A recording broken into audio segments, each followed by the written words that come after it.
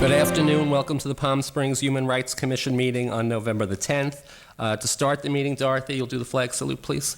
Yes, please stand. Ready, begin. I pledge allegiance to the flag of the United States of America and to the republic for which it stands, one nation, under God, indivisible, with liberty and justice for all. Thank you. And Tim, you're going to do the mission statement, please. The mission of the Human Rights Commission of Palm Springs is to promote improved human relations, civic peace, intergroup understanding, and the full acceptance, respect, and participation of all persons in all aspects of community life so that we will be equal in the eyes of each other. Thank you. Lee, can you do the roll call? Commissioner Janis? Here. Commissioner Brown? Here. Commissioner Elliott? Absent. Commissioner Bowens? Present. Commissioner Feingold? Here. Commissioner Zellness? Here. Commissioner Catarat? Here. Commissioner Aguano? Here. Commissioner McCullough? Absent. However, Mike McCullough has given me a letter that we should have it on record that he had to resign due to his win for the City Council, and we wish him the best of luck. Lee, do you have any nice news about the Brown Act and the posting? The agenda was posted in accordance with the Brown Act on November 4th. Thank you. Now we open up to public comments. Is there anybody that wants to make a comment? Not about Don't Ask, Don't Tell. We're going to do that in a few minutes. That's what our meeting's about today. We have some veterans here. We're going to discuss the issue of Don't Ask, Don't Tell. So seeing no public comments, we need approval of the minutes. We have minutes from October the 9th and the 13th. Now, a few of us were out on the 9th, so I cannot vote on the ones on the 9th. Before we move to approve both sets of minutes, I would like to make a comment on the October 13th minutes. Okay. And it may be a point of clarification that I didn't make at that particular meeting, but on the very last item, the items for discussion and or vote, number 2, upcoming forum topics. Right. The notation there is that I and Pam Elliott will work on the forum for January 22nd on the Patriot Act 2. And I just wanted to clarify that I volunteered to help Pam with her leadership on the forum. I remember and that. Yeah. I'm happy to participate. It's just my own schedule in the next couple of months. I know I will not be able to take the lead role on doing that forum. So I just wanted to make Lee whatever that clarification might be. Okay. And for the record, thanks. And I remember you did say you wanted to help. So I think we have a meeting is it December 8th, our next meeting? We might have to check on the doability of that forum. Sure. Due to attendance. So maybe we'll bring that up at the meeting is December the 8th, our next meeting. So we'll have to discuss that. And okay, let's go back to the minutes. Do I hear approval of the minutes? Lee, do we have to do them separately? Yes, I believe so, since you're going to be voting differently than the... Right. I move to approve the minutes of October 9th. I second. Seconds. All those in favor? Aye. And I'll move to approve the minutes of the 13th. Is there a second? Okay, all those in favor to approve? Aye. Okay, those minutes are both approved then. Okay, reports. Because we have guests today, the chairman report, I'm just going to skip my report today. Vice Chair, do you have a report? The only thing I wanted to mention was that on the 2nd of November, we were able to go to and be represented in the Gay Rights Parade. And I was able to have several of the commissioners, Commissioner Brown, Aguano, McCullough, Zellness, and I were in the same car. It was well received, and I found it to be an exciting and wonderful afternoon. I thoroughly enjoyed that.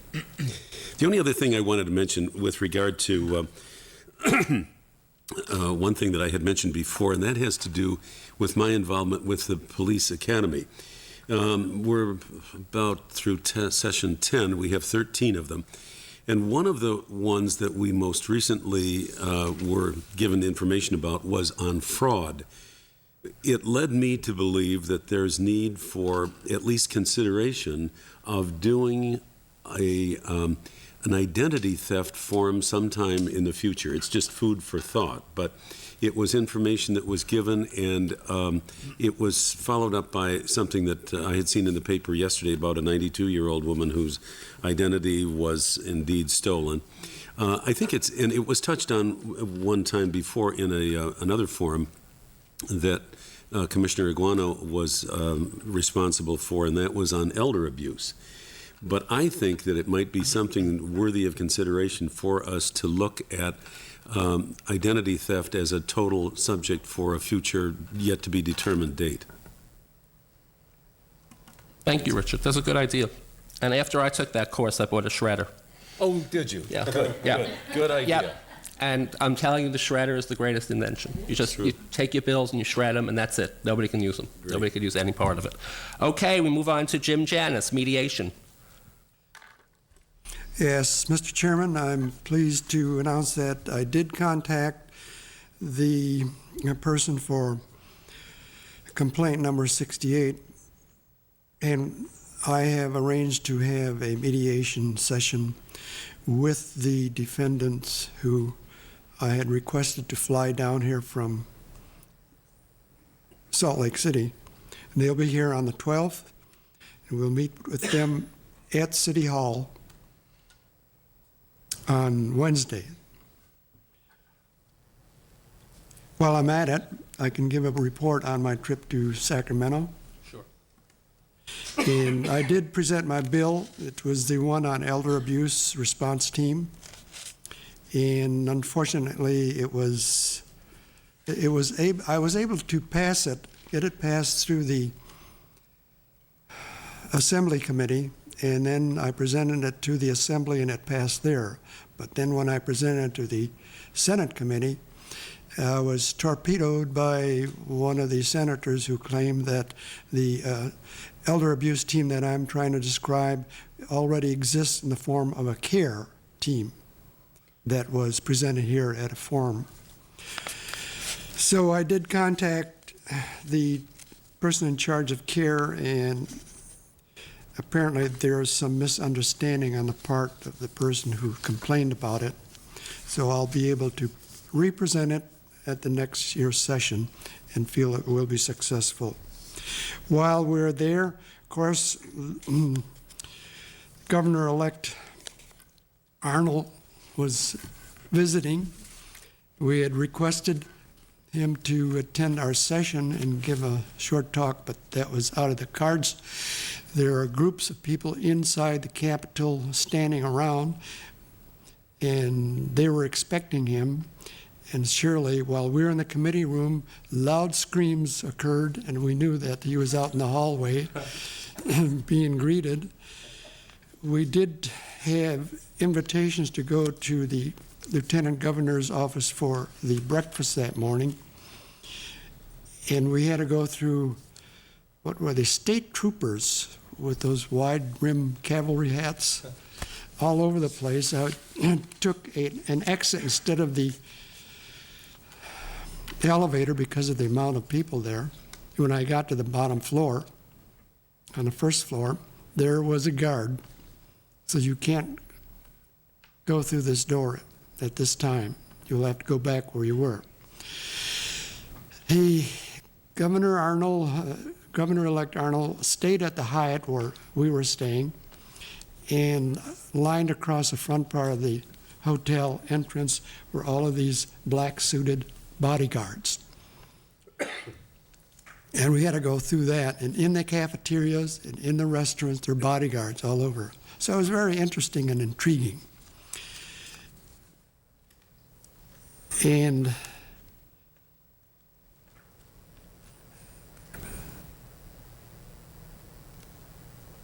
well, I have more to report, but in the interest of saving time, I'll conclude my report with that. Thank you, Commissioner Janis, and thank you for following up on that complaint number 68. And Governor Arnold better watch out for you, because you'll be back up there. And anything we can do to help you get that bill through, you tell us, because we're backing you on that. Thank you. Okay, on the hate crimes, I have nothing to report today. Education Forum, Joe? I have nothing to report except that looking at the calendar, I would be happy to put together a forum on identity theft. And I'm looking at the calendar and it says March 25th would be the next date for the forum, so we have time before that to discuss if that's the one we want to do. But I've already started gathering material for that. And I'm assuming January is the date for the Patriot Act forum? Right, but that may be changed if Pam Elliott's not here. What do we, Okay. Okay. So do you think identity theft could be done in January? Excuse me? Could we do that in January if we have to? I'd rather not. Okay. I don't know what the calendar looks like between now and then, but Okay, so we'll wait till the December meeting to find out about January. Okay, thanks, Commissioner Guano. Student member is not here today. Commissioner comments. Commissioner Zellness. I have a couple of things, Bill, thanks. One is my usual announcement for PFLAG. The monthly PFLAG meeting is this Sunday, I want to say the 17th, is that right? This Sunday, the 17th? At 2:30 at the 16th, thank you. The Cathedral City Public Library. It will be an abbreviated meeting. The group will meet there for its support group function, and then will retire to the new Pride Center, the new location of the Pride Center on South Palm Canyon, which is having their grand opening open house in conjunction with their first year anniversary. Which is timely because they had a one-year lease at the previous place, so this would be their one-year anniversary in their new location. So both PFLAG 2:30, Cathedral City Public Library, and I think the Pride Center open house is 3 to 7.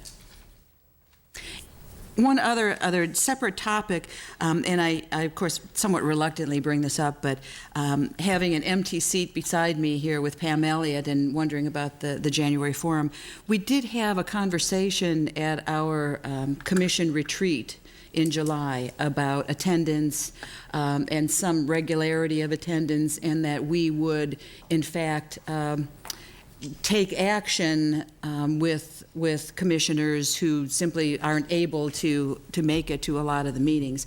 And with that, I would just request, Bill, that you as chair might have a conversation with Pam about the importance of attendance, and whether it's in conjunction with planning a forum or just being here for our business meetings.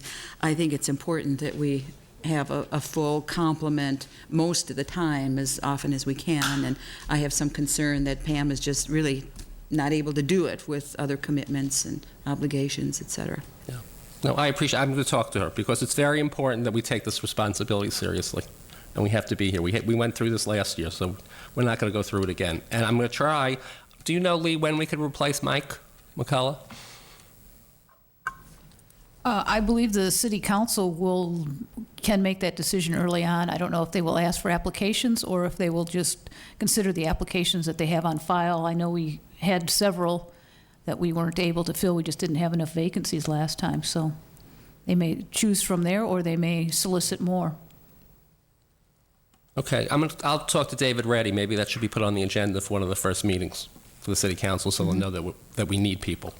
Okay, is there anything from the staff report, Lee, do you have for us? No staff report today. Oh, how nice. Now, could we go to our guests now and then finish up the last two items after they're finished? Wouldn't that be a better way to do it?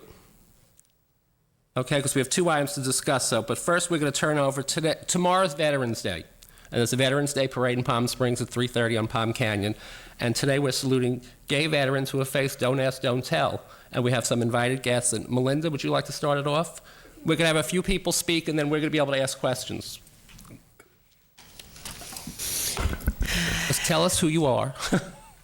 My name is Melinda Tremalio. I am the president of the National Organization for Women, the Palm Springs Area Chapter. Born in Connecticut, raised with three brothers who served in the Navy, the Air Force, and the Army. So when I was 18 years old, I wanted to go into the military to serve my country. And I did. I graduated from high school in 1960, June of 1960. And in September of 1960, I went into the Army. And I was there approximately less than 2 years, and I was discharged for being gay. Then they called it homosexual. They did not use the word gay in the 60s. And, excuse me. And it was quite shocking the way that it was done, the way that I was thrown out of the military. I was threatened. I was quarantined. Threatened with prison if I did not give names of other women who were lesbians.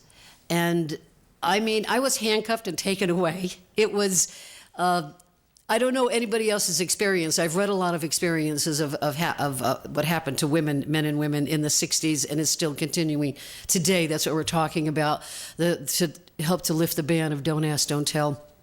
And it changed my whole life. And to me, in the 60s, I really questioned it because it was a matter of employment. I said to myself, I can't work for my government. I can't serve my country because of my sexual orientation. And it did change the direction of my life, and it still continues today, where people get threatened that are thrown out of the military to give up names of other gays and lesbians in the military, and the way that it's done, the horrific way that it's done. But what has gone on in other countries in the world with lifting the ban and gays and lesbians who serve in the military in other countries? In January of 2000, the British military initiated a policy of non-discrimination on the basis of sexual orientation. The change in policy has been a complete non-event in Britain. In November of 1992, the Australian government removed its military ban on gays and lesbians. In 1997, the Defense Equity collected data about sexual misconduct and complaints. They were about 5%. Harassment regarding sexual orientation really isn't significant, was their finding. Prior to 1988, gays and lesbians were prohibited from serving in the Canadian forces. In 1985, they did a survey of 6,500 male soldiers.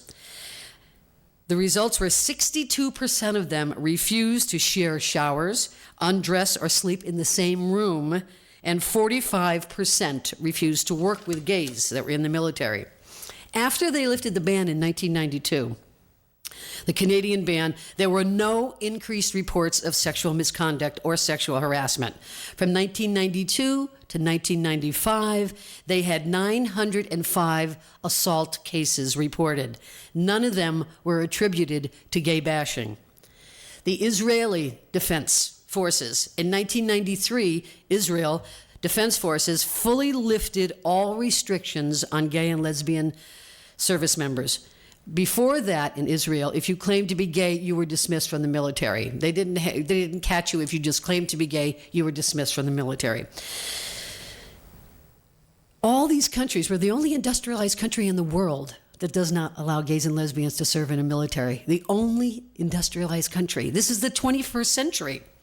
Since the fall of 2002, 24 gay linguists, I don't know if you've heard that story about the gay linguists that were discharged, and at a cost that was tremendous, of training these gays and lesbians to be linguists. And at a time in the Middle East and what's going on with our country today at war, they discharged. 24 of them were discharged.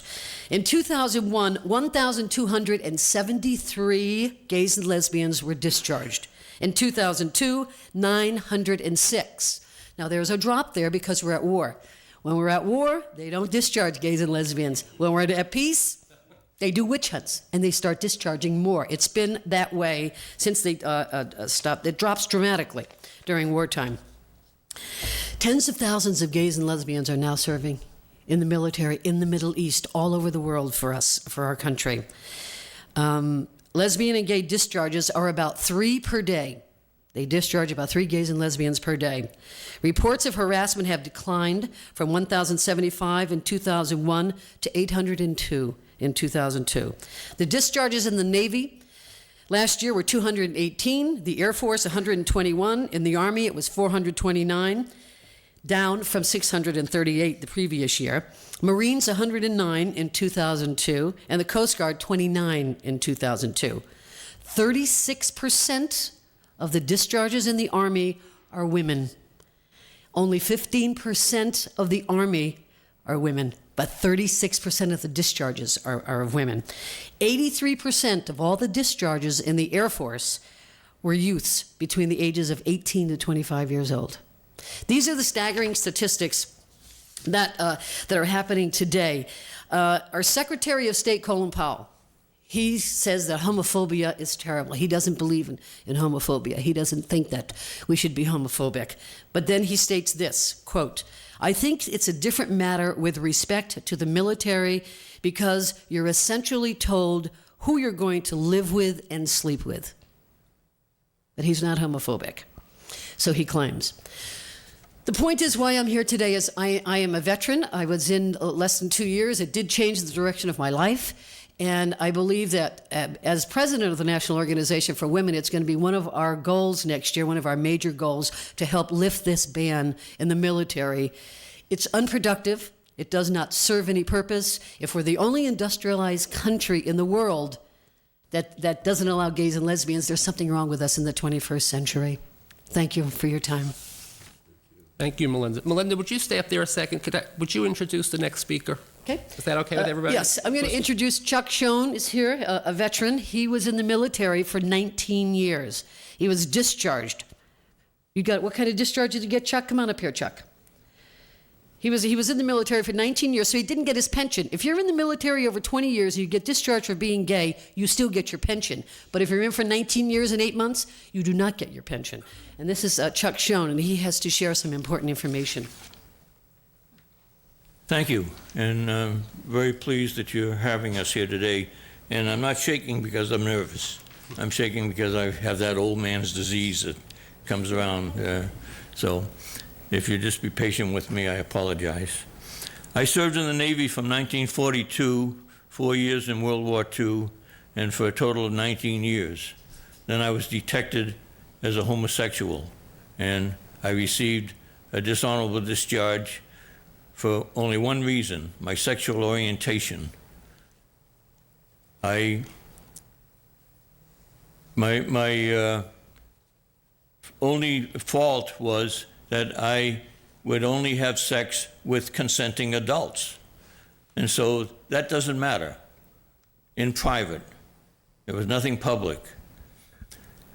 They claim that the biggest problem today is unit cohesion. But I have a few things to say about that. This one soldier, Barry Winchell, was murdered by one of his soldier friends. He was clubbed to death while he was sleeping.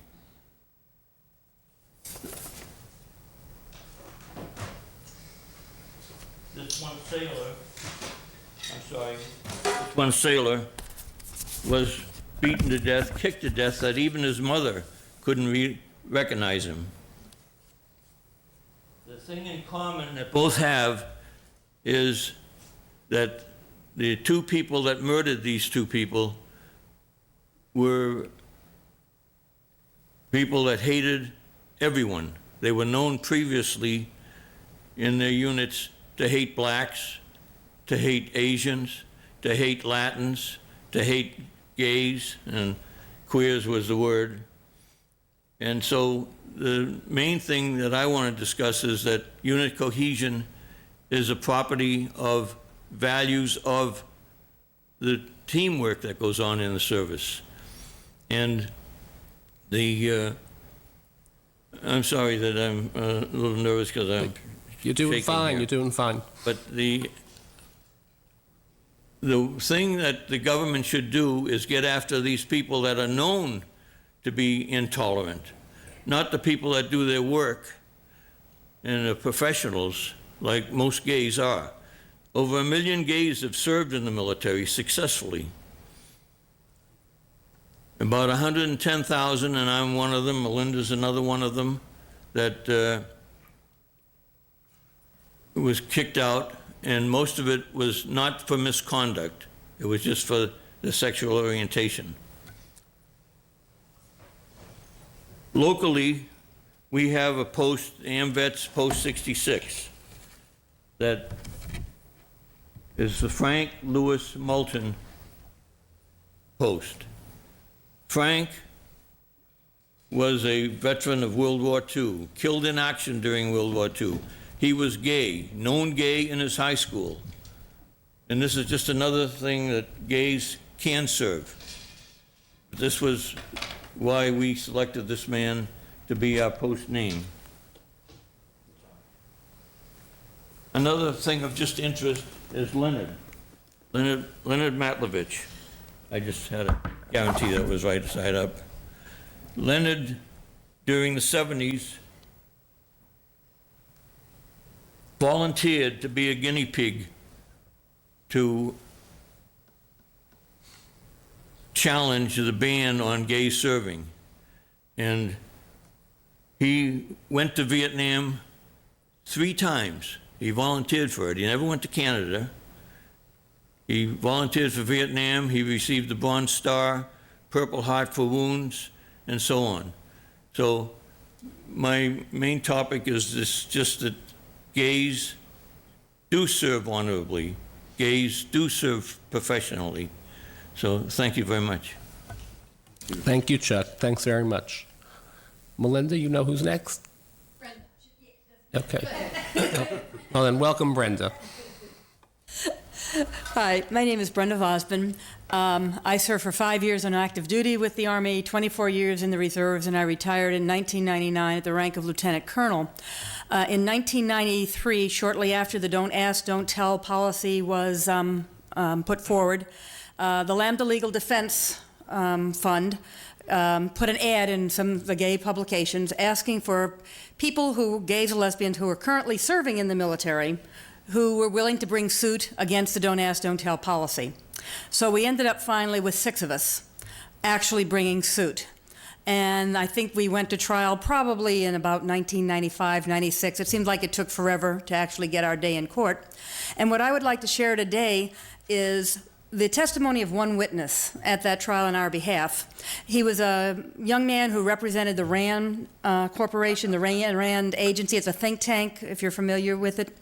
And the RAND Corporation, or whatever their title, it might not be corporation. At any rate, they were commissioned by the Defense Department to the tune of somewhere around $200,000 or $300,000 to do a study of what the effect of gays serving in the military might be.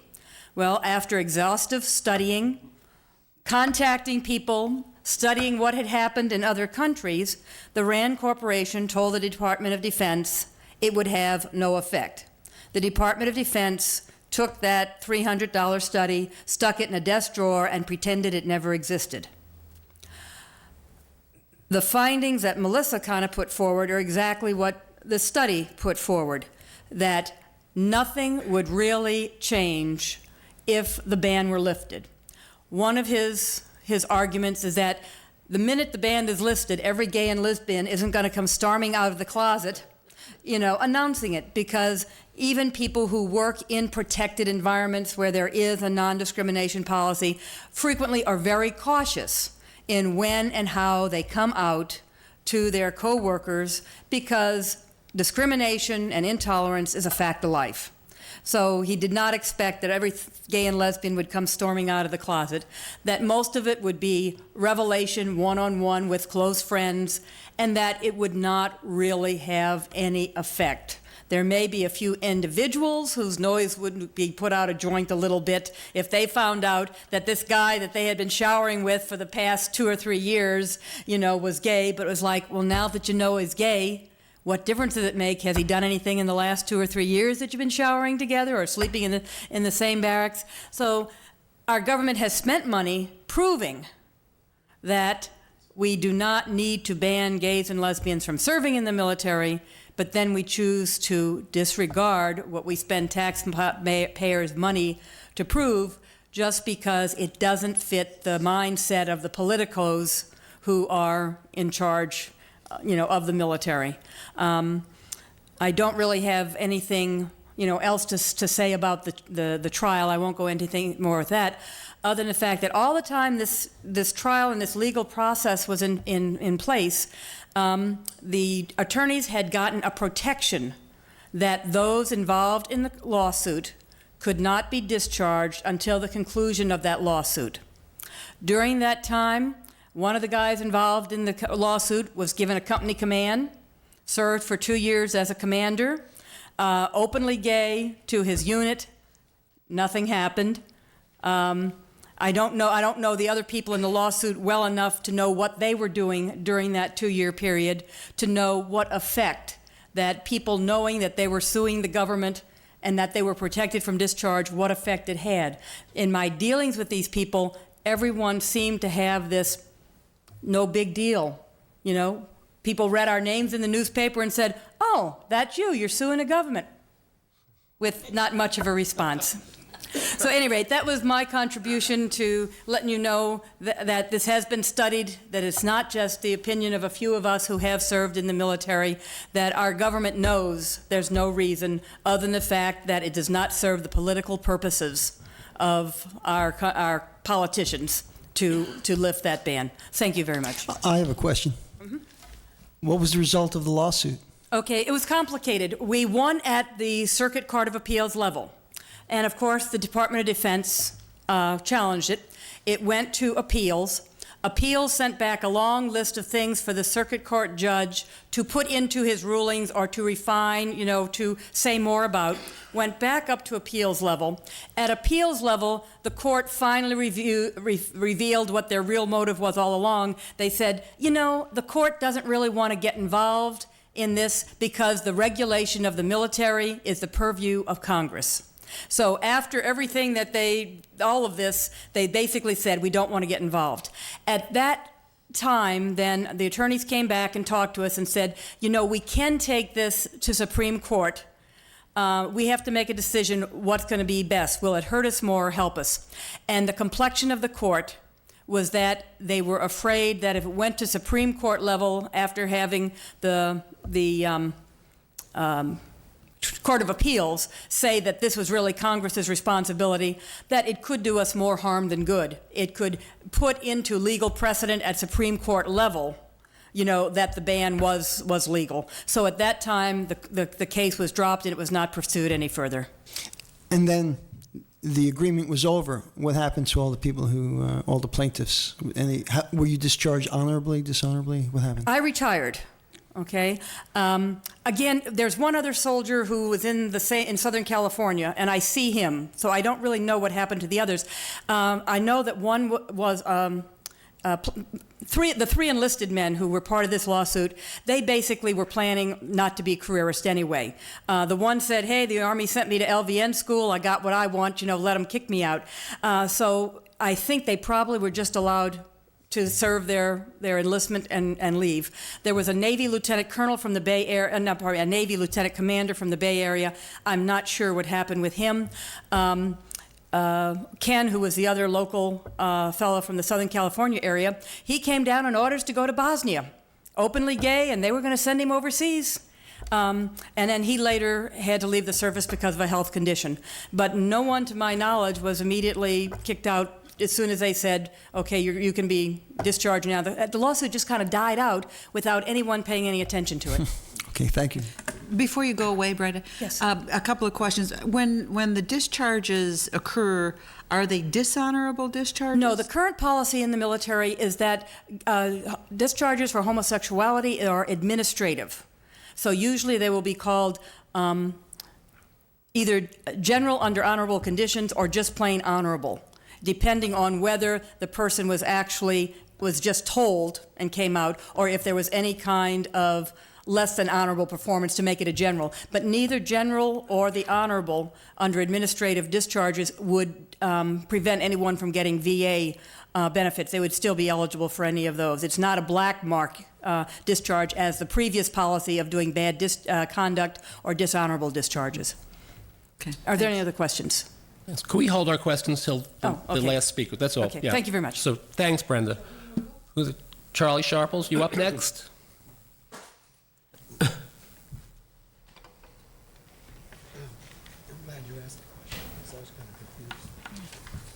Welcome, Charlie. Thank you, Bill. I'm Charlie Sharples. I served 10 years in the Marine Corps. I'm former commander of the MVets Post 66 here. I'm a member of the Palm Springs Gay Veterans. I was a college student at Penn State, and I wasn't carrying enough credits to be a full-time student, and I enlisted in the Marine Corps when I got my notice for the draft. I was just a week shy of being 21, or a week over. I turned 21 when I got my draft notice. Anyway, to make a long story short, I went to technical school in California, 3 different schools to become a radio relay technician. The Marine Corps invested a lot of money in me. I then transferred to Cherry Point, North Carolina. I had exemplary duty or conduct and performance of duty at the Cherry Point. I had the highest rifle range score In my squadron, Marines have to fire a rifle for score each year. And in my group, 800 men, I had the highest proficiency in conduct grades on the entire base. And based on my performance, I was eligible for a commissioning program, and I went through it and became a commissioned officer. Went to Vietnam twice. It was decorated, had 2 Bronze Stars and numerous other decorations that I'm very proud of.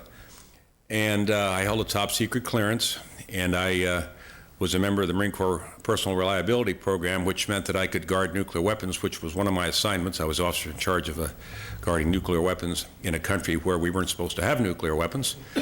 And anyway, make a long story short, I excelled in my performance in the Marine Corps. In my time in the Marine Corps, I spent quite a bit of it as a legal officer.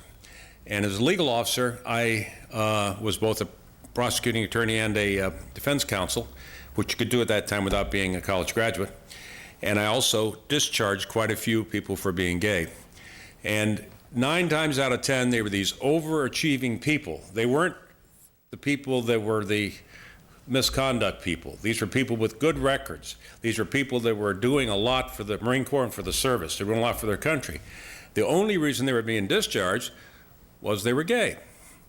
Now, if a board of directors of a business would fire people after training them, sending them through all kind of expensive training, say like flight school costs, and then after they finish their training, find out they were gay and then fire them from their jobs, they would be replaced.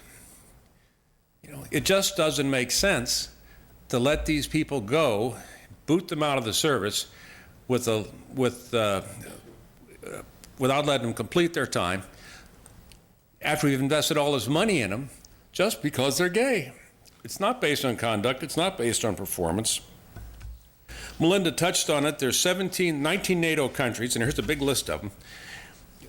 And 17 of them, gays can openly serve, gays and lesbians can openly serve in the military.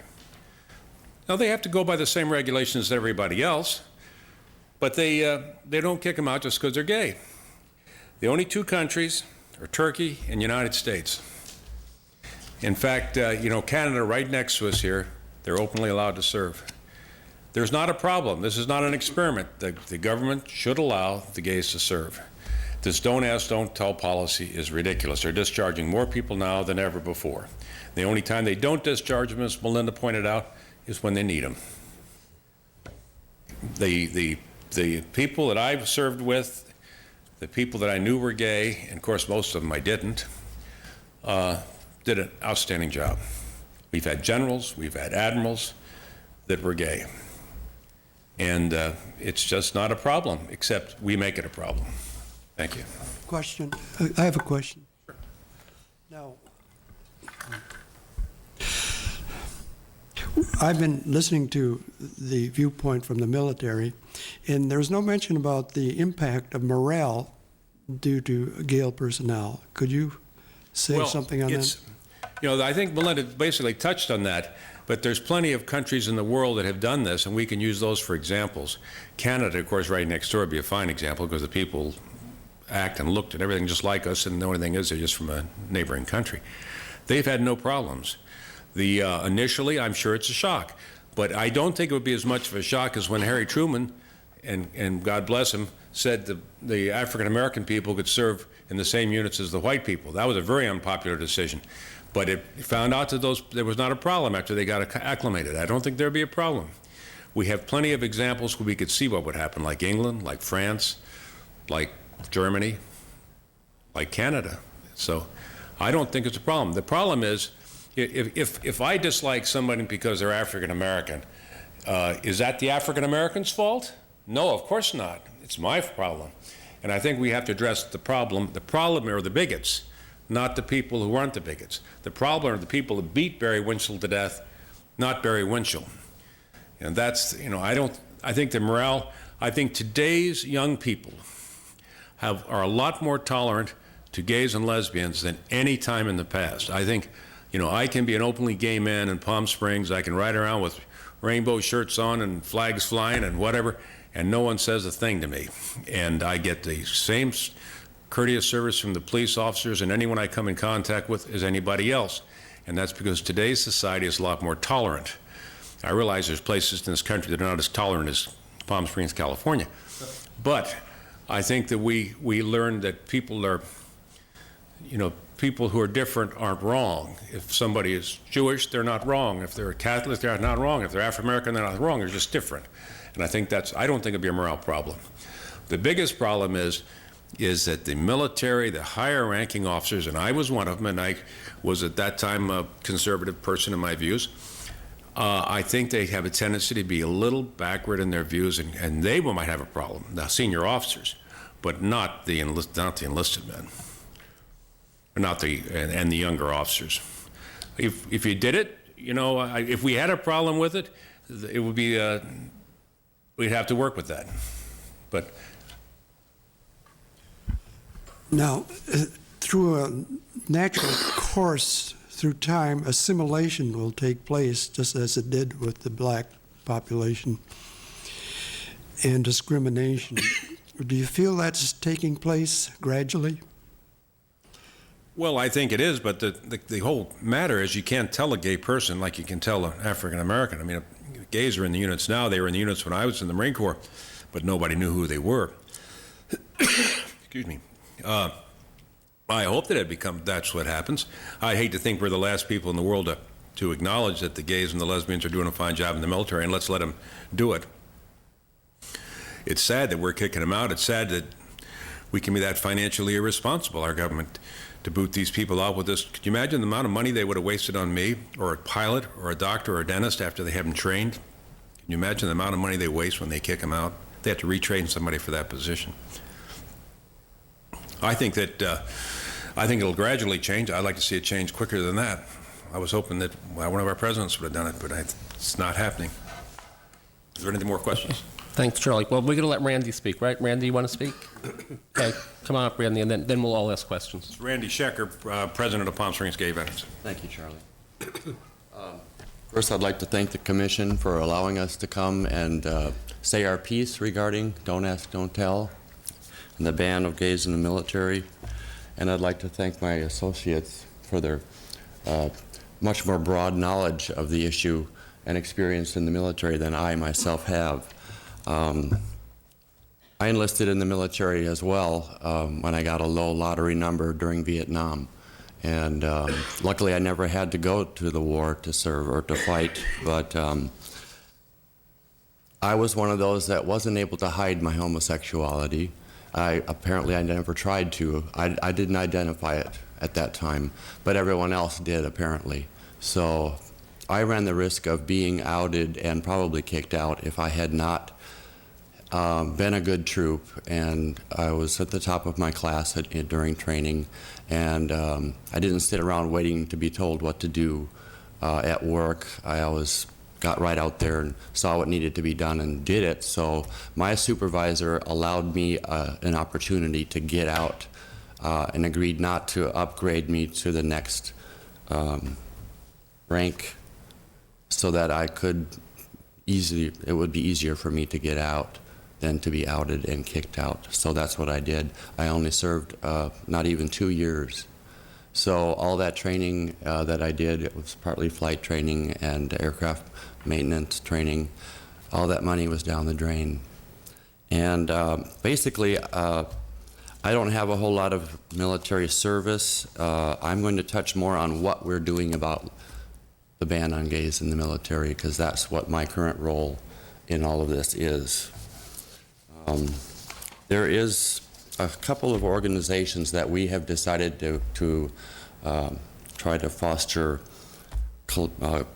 collaboration with over the years and have finally broken through and gotten their cooperation and support. One is Service Members Legal Defense Network out of Washington, D.C., and they're a group of lawyers who provide legal counsel and advice to gays and lesbians who are having problems being harassed by their comrades or suffer being kicked out by the military establishment. So they have a fantastic machine of raising funds, and they're very smart, and they help people get upgrades bad discharges and perhaps even prevent them from being kicked out. One of Arizona's representatives, Steve May, was allowed to finish his term and not be disgraced by when it was disclosed that he was gay. He was serving in the reserves just recently. Another organization that is very supportive and has been studying the effects of sexual minorities in the military is out of the University of California, Santa Barbara, under the direction of Dr. Aaron Belkin. They've been studying this for over 10 years, and they have quite a wealth of statistics and data that support what all of my comrades contend, that our inclusion of open service would not create an upheaval like it is claimed by the military. In fact, we believe that the current U.S. policy and the climate within the branches of the military service disrupt unit cohesion because they do not stop the harassment and the bashing and the murder. They let it happen and then claim plausible deniability. And that's what we are here fighting against.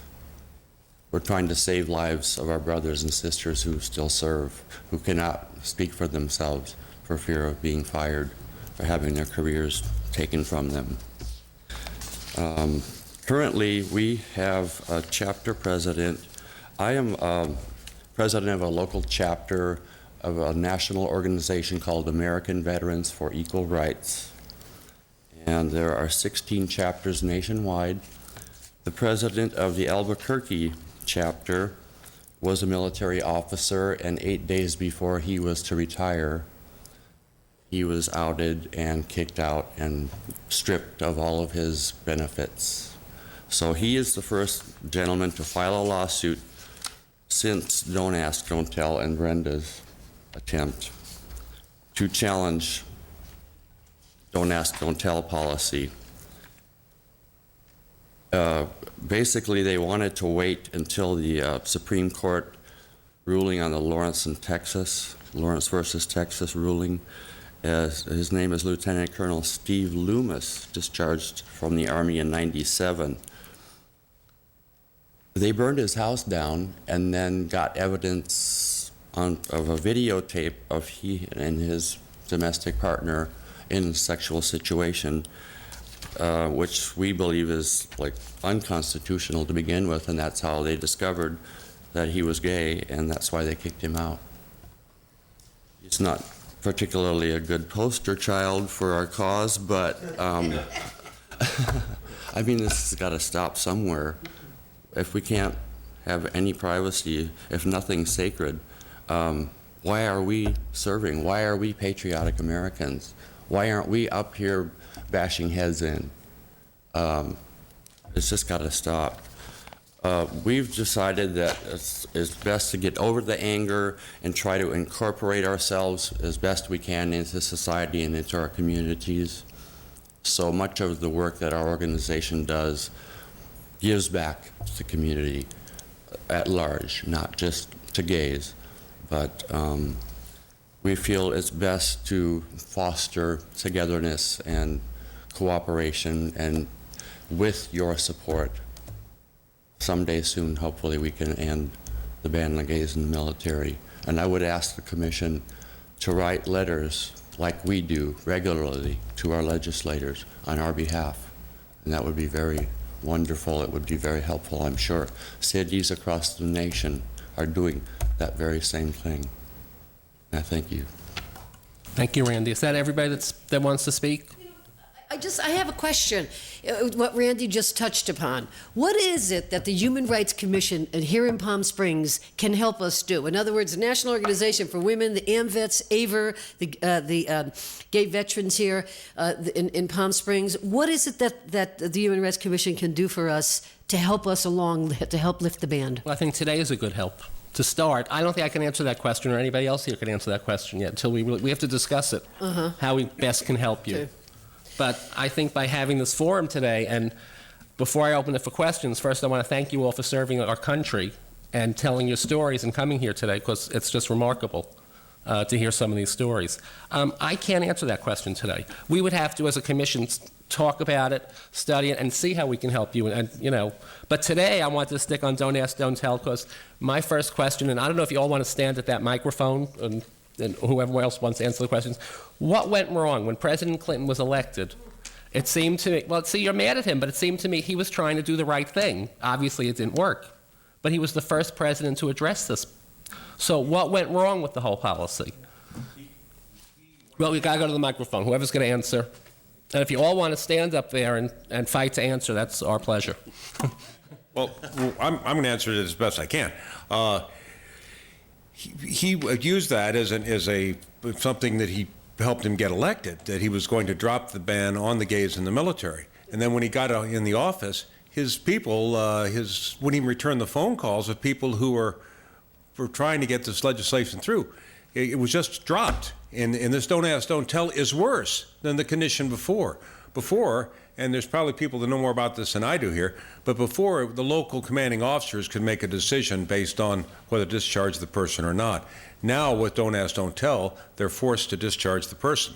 So it doesn't make any difference if the guy's Audie Murphy or the guy is nobody. He's going to get kicked out because he has to be kicked out because he's gay or she is lesbian. And that's the sad part. Was Audie Murphy gay? No, Audie Murphy wasn't. I don't know if Audie Murphy was gay. Because it shouldn't be concerned whether Audie Murphy was gay. It shouldn't be concerned who was gay. That's the whole issue. The big question in a lot of homes now is, who's Audie Murphy? No, I know. No. The point I'm making He was the most decorated World War II veteran who turned into a that's movie for our star. audience. I knew that. Yeah, there's been the point is that the conditions are worse after Don't Ask, Don't Tell than they were before. And the Don't Ask, Don't Tell was a compromise, but it was supposed to be something that would benefit the lesbians and gays, but it's hurt them. And it's that they continue to discharge people at a rate faster than they did before for no other reason than they're gay and lesbian, not based on conduct, not based on performance of duty. We all pay for that. Us taxpayers pay for that. Whether we like gays or not, whether we like lesbians or not, though, if they're doing their job right, why should we have to pay somebody else to train to do their job because we just booted them out? Okay. I'm sure that we all have a little different take on what went wrong with Clinton's attempt. Since our organization is nonpartisan and we're not allowed to take sides, I'm going to speak as an individual right now.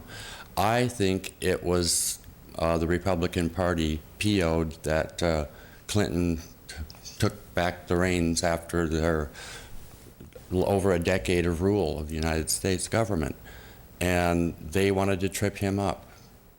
They spent how many millions of dollars trying to trip him up for 3 years of his last term. This is ridiculous. This partisan politics stuff has got to stop. Please, let's all get along. Let's work together for a common goal. Questions? I think political ploy. I think it was he ran. I really believe that he was sincere about trying to lift the ban. I think it changed when he got in, when he won. And I just read this morning, I was doing some research on lift the ban, and he claims that if he could do it again, he would have signed that. All he had to do was have an executive order, sign that executive order, and it would have ended right there. But he did not, and I think it was just politics. That's what happened. I have a question as long as you're at the podium, too. You were citing the countries that do allow and even promote, if you will, gays and lesbians serving. What is the status of the Netherlands? Do you have that on your... I'm sorry? Of the Netherlands. I don't have any... Does anybody Somebody had have a list. They serve openly. They do serve openly. Yeah. Okay. Yeah. Okay.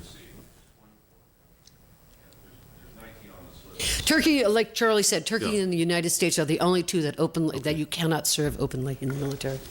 Belgium, Canada, Czech Republic, Denmark, France, Germany, Greece, Hungary, Iceland, Italy, Luxembourg, Netherlands, Norway, Poland, Portugal, Spain. But we got to do that at the microphone. But we don't have to do that at the microphone. Okay. We'll find out about the Netherlands after. And why you're great concern? No.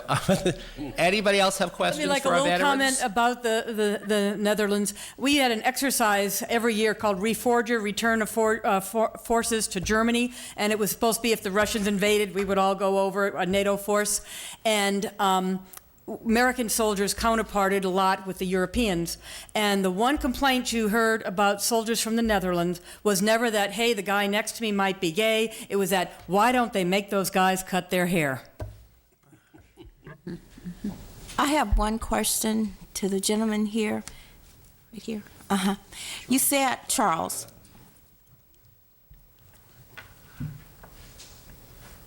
and I could be totally confused, and sometimes I don't hear things. I always tell my students after 2 o'clock I can't hear.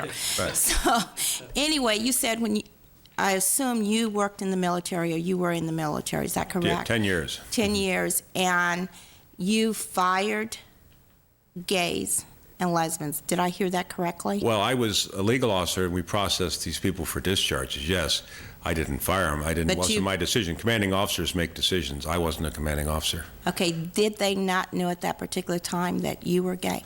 No, they didn't know I was gay. Okay, okay. Yeah, if they knew you were gay in the military, they would process you out. They would find things, reasons, and process, or make up some reason to give you a polygraph test or whatever. But you send you before a discharge board. Now, when I was in before some of these folks, but they would give you an undesirable discharge. And they'd boot you out when you had 19 years in and you had just 6 months to go or whatever, and you could get your retirement. It costs hundreds of thousands of dollars in lost retirement wages and benefits. Okay, being a military wife, my ex-husband was in the service. He was in the Marine Corps. And whereas you went through this, he went through the processes of, because he was black, he was not able to move up in rank as well. So the African Americans do have the same problem. Oh, they do. Maybe it's not as open as yours, but I know they have that problem as well. Oh, they do. There's no question about it. There's prejudice everywhere. Yes. And the only advantage that the African Americans have now is they can be in the service legally. Prior to 1948, when President Truman issued the executive order, or it was 47, I believe, they had to serve in segregated units.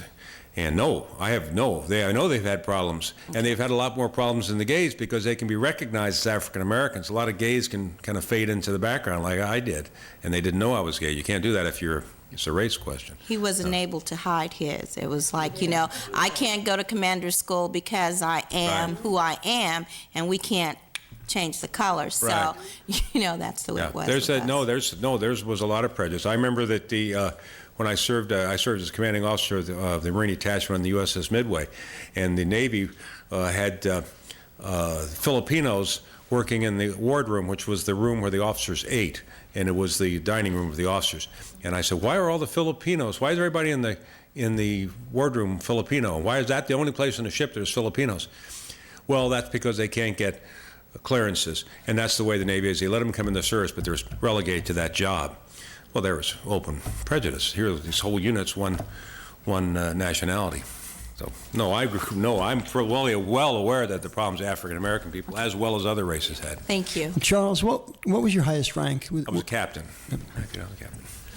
I just wanted to address that, Dorothy. I remember in the 60s, I took my basic training at Fort McClellan, Alabama. And That's this exactly is when around Selma this was. and Birmingham.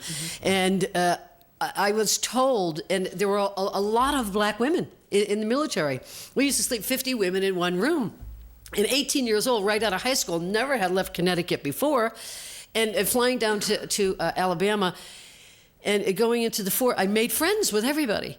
And they told me that I could not go downtown when we got a leave for a weekend a pass. I could not go downtown with my friends. I had made friends with black women, young girls like myself at 18, 19 years old, and I could not walk down the street with them. And I was told that I could not leave and go downtown with them because of the bigotry and the prejudice. Our country has such a history of bigotry in the military and in our country that a lot of people don't realize when it comes to black. I remember those days, and you were afraid to do it because they would attack the black girl. They wouldn't bother you, but they would go after the black girl at that time in the 60s. This was before the March on Selma.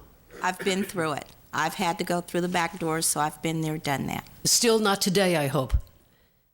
Not today, but there is a lot still going on. Yes, there is.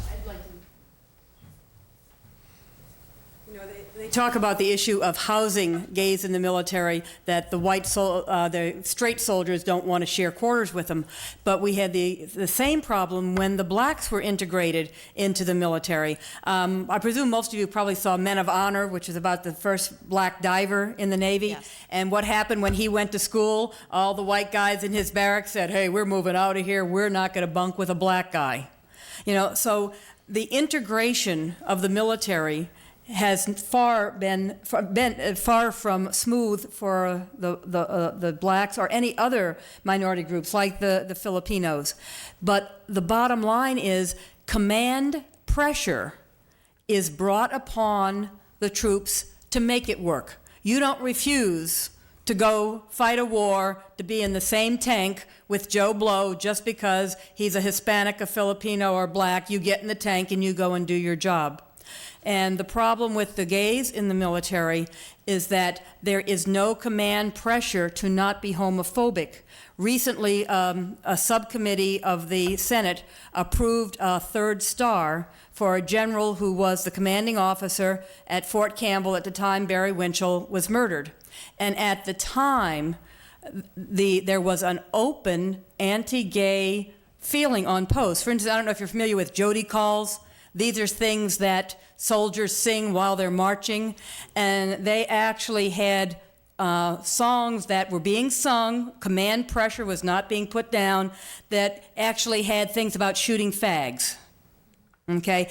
This general did nothing to squelch it. His chain of command did nothing to squelch it. And now he has been nominated, and a Senate subcommittee has approved his 3rd star. He will probably get his 3rd star from the full Senate. Whereas, at least if this were a black or a Filipino or Hispanic, and they were marching down the street singing Jody calls, in which they were talking about shooting blacks or shooting any kind of other minority, that command pressure would come to bear upon it. And that's one of the things we need to see changed in the military. Integration of gays into military would work if the leadership wanted to make it work. The same way the integration of the blacks or any other race has worked, because they've simply said, you don't like this Jewish guy next to you? Too bad, buddy. You're still going to war with him. And we've had problems with every group. There's been problems with Jewish soldiers when they came in large numbers during World War II. And you heard about the Filipinos in the Navy, whereas now Filipinos in the Navy aren't all in the galley. They're starting to work their way, up into ranks, because command pressure is being brought not to discriminate. And that's what we need to see in the military if the integration of gays is going to work. Command pressure to make it work. I have a question about someone's comment on units or the nations that are segregated and integrated. The 17 out of 19, were those NATO countries? Were those our allies, or is that? There's 19 countries in NATO, and I just pulled this off the internet, and Okay. all of 17 of the 19, I can read the whole 70 if you want to hear them, but there are civilized countries in the world. These are not back way in the Congo or somewhere. This is not some little country in Asia. These are European countries that are... Do you know if any of those countries have segregated units? In other words, they allow gays, but only to be housed in a particular barrack, or are they totally integrated? I understand that they're totally integrated. They're openly served, totally integrated. The colonels, I saw a thing on TV, probably 4 or 5 years ago, where this colonel came out and said, and it was the Netherlands, one of the countries in the north, or in the European countries. Anyway, said, he came out in front of his men, he says, I said, I want to tell you men something right now. I said, I'm gay, and I want to get that out, so if anyone wants to giggle, do it right now. And he said, and that was it. That was it. And then from then on, he was Colonel so-and-so, and he was the commanding officer of these 800 or 900 men. Okay. Thank you. So, you're welcome. I would just like to add, if I may, that Barry Winchell was not gay. He was perceived to be gay. He was dating who he thought was a woman. If you saw the Showtime cable movie called Soldier's Girl, that came out. And all this time, I did not know that until I met his parents at our national convention in Texas last April. And they told us that he was not gay. He was with who he thought was a woman. Come to find out, the woman he was with was a transgender. And the guys found out. Any other questions? I Commissioner have a Zelnis? sort of comment question. Number one, I find it kind of distressing that we are in the company of Turkey alone in the world. Thank you. In our position. I just, that just seems amazing to me that we would find ourselves there amidst everyone else. But they don't allow women to, okay, yeah, there we are. Again, great company we keep. I just read something, it's just been in the last week or so in the paper about the various movements across the country to either get rid of domestic partner benefits, to preclude gay marriages, and a lot of efforts around the country to do that, primarily because of our shifting demographics. That polls show that people, I'm not sure if it was under 40 or something, have a much greater level of acceptance for gays in the military, for gay rights, for gay issues, or, as you've been saying, gay integration. And it's probably going to be a matter of time before a lot of things change. I'm not saying let's just sit back and relax and not fret about it until time does its thing and we're able to make some changes as a result of some people dying off and the others, coming of age. So I think there is something to be said for what we can do as a Human Rights Commission in support of human rights overall as we espouse. And Bill, I think as you said, the effort here today, the public information, the education that we have all had, and I hope the folks who are out in TV land have had as well, on what some of the continuing issues are, because we tend to sort of get comfortable sometimes thinking, well, if we haven't heard anything about someone being murdered in the military because they're gay, then everything must be okay. And the fact is, it's not okay, and that the fight continues. And thanks to those of you here who continue on all of our behalfs to keep that fight going, we appreciate that. And I think we need to participate to the extent that we can, and in conjunction with changing demographics, look forward to a better future than we've had a past. Thanks. Thank you, Commissioner Zelnis. Anybody else?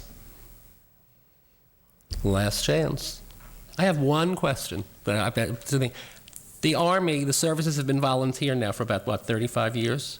Shouldn't that have made a difference? Because the young people now, especially that are going in the Army, they're not being drafted. They want to be in the Army. They want to serve their country. So who cares about their sexuality, their religion, their color? And that's what really upsets me, too. I mean, they're there because they want to serve their country. So just accept who's next to you and go serve your country. So I think, like Sly says, eventually it's going to change, but we should be pushing it to push the envelope to make sure it changes. Let me make a comment to that effect, though. Some of the people who consider themselves the most patriotic are the most redneck. I mean, look at some of the people in the South with their Confederate flag on one side, the American flag on the other side, who espouse the Ku Klux Klan, but boy, they are dyed-in-the-wool supporters of this country, and they're going to boycott the Dixie Chicks because they dared criticize the president. So just because a person volunteers to be in the Army does not mean that they are not prejudiced. And many of them all of us wherever we go, we would bring our prejudice with us. But a lot of people who are drawn to the military, are Southern redneck brethren, and not that all Southerners and not that all rednecks are from the South. They're from all over. But I'm just talking about that as an example. The ones flying the Confederate flag that, what's his name, Howard Dean said he wants to appeal to, that we bring those prejudice, and unfortunately they're serving in the military, and they brought their prejudice along with them. Okay. Thank you, Brendan. Will you leave your address so I'll send all the letters that we get from the rednecks to you to answer? Sure, Charlie. All I wanted to say is just if you wait long enough, it'll change. But if Harry Truman wouldn't have come out and said in 1947, the blacks will serve in the same units as the white soldiers and the other soldiers, and it was so unpopular, they formed the South formed the Dixiecrats, and I don't remember, Strom Thurmond was their candidate for president. There was so much dislike for the African Americans that they and Harry Truman for doing this, that they tried to get him out of office, and he won. He beat Dewey, from New York State. And anyway, if he hadn't have done that, Eisenhower wouldn't have done that. He was a military man that followed him, and I doubt if Kennedy would have. maybe 20 years ago later, when Lyndon Johnson was president, maybe he would have allowed the blacks to openly serve in the military, or to serve in the white units, integrate the services. But it would have been 20 years if he hadn't have done it. I mean, you can look back at history, you know that Eisenhower wouldn't have. He was a military man. And I doubt if Kennedy would have. But so it would have been at least 20 years. So if that's what we're going to wait, we just wait and wait and wait. Yes, someday we may make a change, but that's not the way it should be. It should be changed now. Right now, we're in line with Turkey. Yeah, good point, Charlie. Good point. Anybody else have a comment before we let our guests go? Well, I just want to thank you again. Thank you for. Oh, I'm sorry, Lee. I just asked if our guests would please sign in a sheet so I can get their names spelled correctly in the minutes. Okay. Okay, so you leave a sheet over there? Okay. But I want to thank you all for serving the country, and tomorrow's Veterans Day, and we have a big parade, and we should salute every veteran, gay, straight, black, white, whatever, anyone that serves their country, man, woman. And thank you very much for making this a very interesting meeting. We appreciate you being here. Thank you, all of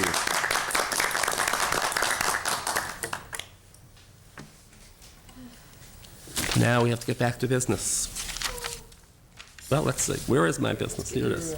Let's get your stuff. We have two items for discussion today. The first one is nominations for Community Service Awards. Has anybody had their thinking cap on? I do. Or a head thinker? I have a couple of names for consideration. One person who I think is sort of a silent hero in the gay community is a gentleman whose name is Rick Smedstead. He works with Gay Associated Youth, and he gives a lot of his time and effort and has been a teacher, a counselor, a supporter, a rah-rah or cheerleader for gay youth across the valley, not just here in Palm Springs. And as I say, he is an unsung hero whose efforts continue on a daily basis. And I think in recognition of Human Rights Month next month, that having a certificate of appreciation for Rick Smedstead would be one of my nominees. I have others. Shall I continue? Yes, come ahead. Okay. Come on. I said you had your thinking cap on. Okay, yes. Last year, those of you who were on the commission last year may remember that we gave a certificate to Dr. Wayne McKinney of Well in the Desert for his continuing work with the homeless population in Palm Springs, providing luncheons at the Fry J.C. building, which was now expanded in the course of the summer to 5 days a week for that program. While I love Wayne McKinney dearly and would suggest another award to him, I think since we recognized him last year, not that he's not doing more good things this year, but that we look for someone else who is an advocate for the homeless in Palm Springs for an award. With that in mind, I'd like to suggest Father Andrew Green from St. Paul Desert Episcopal Church, who is currently the chair of the Homeless Task Force and has been an ongoing advocate for the homeless and addressing homeless issues in Palm Springs. And those are my primary two people that I'd like to propose. Okay, anybody else have names? Been thinking? Silence. I like both your nominations. I just want to give everybody else a chance if you have any ideas.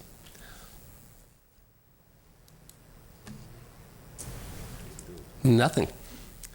So Well, should we? it's not like we have to have a cast of thousands. Right. No, I understand that. I want to be fair. I don't want to leave Sure, here you today bet, and then all of a sudden, I get hit on the head and say, so I pick two people. But I think Commissioner Zellness has made two terrific, nominations. Folks, does anybody want to make a motion? Do we want to make a motion to accept these, or because it's next month? It's next month. Commissioner Janis. I move that we accept the names that were recited by Commissioner Zellner. I have one more name. Okay. Okay, Father, Father Sejas? yeah. And tell me who Father Sejas is. The Catholic Church over on Arenas, he feeds a lot of the people over there every day and on Saturday. I know a lot of people that go there for lunch, and he does a lot for the community. So we could have three people. Okay. So, Commissioner Janice, do you want to make a motion that all three be accepted? Yes, I amend the motion to accept all three. A second? Second the motion? All those in favor? Aye. Opposed? None. It carries. Now, we have to pick, will that be part of our December 8th meeting? Right? I would think so, because Yeah. that's, the National Human Rights Month. And if we could perhaps ask Lee to prepare a certificate, the nice certificate that we've done, last week, yeah. certificate of appreciation, and we can invite these people for Right, a we should notify presentation. them, and we'll do that first, and then I know on December 8th, we're also having a mediator here. Commissioner Janice has invited somebody to speak. So we'll do that ceremony first, and then we'll go right into the mediation. And could you, Lee, will you get the names and addresses from the people that were nominated from the panel, so we can get in touch with them? Okay, great, good job, thank you. Next is upcoming forum topics and possible public speakers at business meetings. Well, I think we have to wait till December 8th meeting again to see if Pam's going to be here, if we're going to do the January forum. We might want to contact her ahead of time and just get. Yeah, contact. she's had illness, and I know her father's been ill, so I haven't heard from her in about a week, so I'll contact her. Okay. I've been busy. Gee, really? That's why I wasn't thinking. Anybody have speaker? Well, we have a speaker for the December meeting, right? December 8th. Chairman Feingold, what is that speaker's name for December 8th? Commissioner Janice will give you that name. Well, I thought today was a very good meeting so far. I Yes, enjoyed the excellent. veterans, really were interesting. It's sort of upsetting to find out people worked 20 years. And then Well, like 19 years, yeah. 5 days before, all of a sudden, they're booted out. That's not the way to treat people No. at all. Anyway, Commissioner Janice, I look towards you. I move that we adjourn. Anyone second that? I second. All those in favor? Aye. Thank you. Thank you from the commission, and happy Thanksgiving to everybody. Bye. Thank you.